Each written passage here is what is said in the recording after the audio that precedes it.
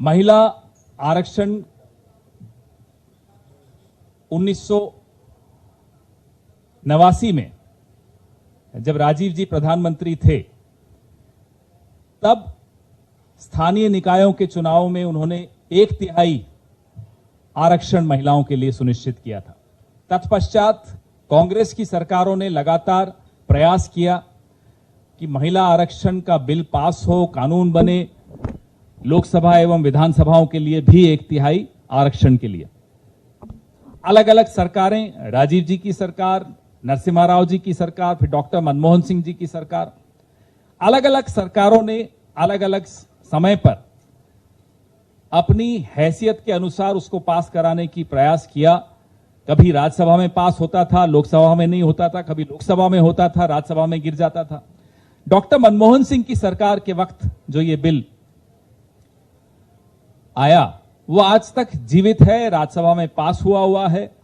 हमारी कल सीडब्ल्यूसी कांग्रेस कार्य समिति की जो बैठक में रेजोल्यूशन पास हुई, प्रस्ताव पारित हुआ, उसमें यह मांग की गई है कि ये जो आने वाला विशेष सत्र है उसमें महिला आरक्षण के उस बिल को पास किया जाए, पारित किया जाए। ये बहुत महत्वपूर्ण है, ऐतिहासिक है। आपको ज्ञान है कि पूर्व कांग्रेस अध्यक्षा श्रीमती सोनिया गांधी ने पत्र भी लिखा था, प्रधानमंत्री को पत्र लिखा था।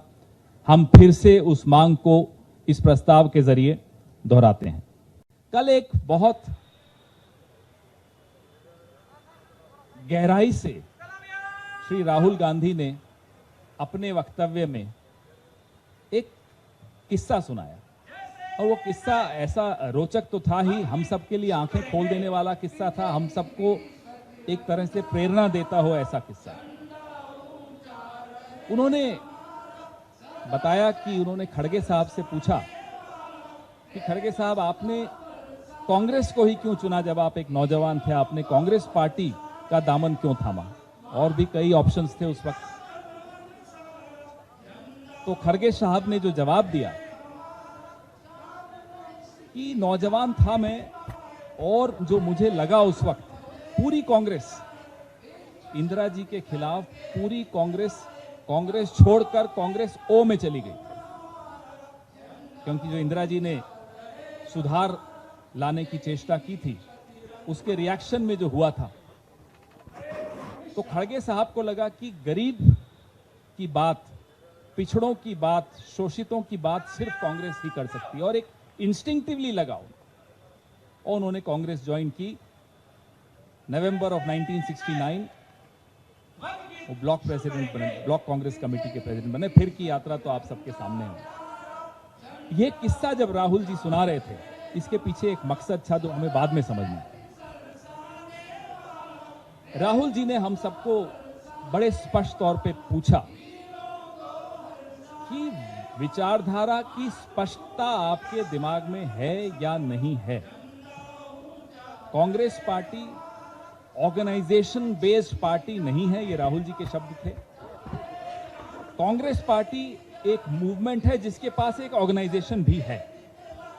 The movement drives the organisation, it is not the organisation which drives the movement.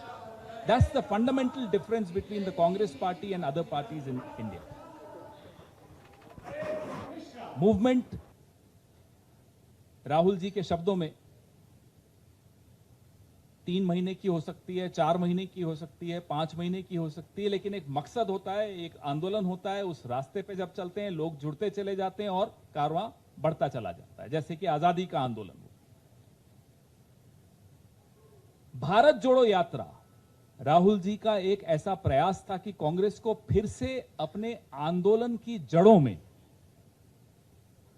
ले जाने का, और उस यात्रा ने ना केवल कांग्रेस को अपनी जड़ों का स्मरण दिलवाया, कांग्रेस के कार्यकर्ताओं, कांग्रेस के शुभचिंतकों के भीतर भी एक बात आई, ये असली रास्ता है, ये कांग्रेस का रास्ता है, ये भारत का रास्ता है, ये हिंदुस्तान का रास्ता है, ये इंडिया का रास्ता है। तो वो प्रयास जो भारत जोड़ो यात्रा का है, मैं उसको था नहीं बोलता क्योंकि जारी है, वो कांग्रेस को फिर से आंदोलन के रास्ते पर लाने के लिए था। जो गारंटीज हम अपनी चुनावों में बात करते हैं, अपने मैनिफेस्टोज में बात करते हैं, वो गारंटीज इसी डगर से जो ज्ञान प्राप्त हुआ। भारत माता अलग अलग आवाजों में बात करती है। भारत माता कैसे बात करती है? भारत माता बात करती है सड़क पे चलने वाले महिला, गरीब, अमीर, पुरुष, बुजुर्ग, जवान, इनके माध्यम से भारत माता बात करती है। तो भारत जोड़ो यात्रा के दौरान जो भारत माता की आवाज सुनाई दी, उस आवाज पर आधारित हमारी गारंटीज होती हैं, जो कर्नाटका में आपने देखा और उसका नतीजा भी आपने देखा। तेलंगाना में भी जो आप देखने वाले हैं वही देखने वाले हैं।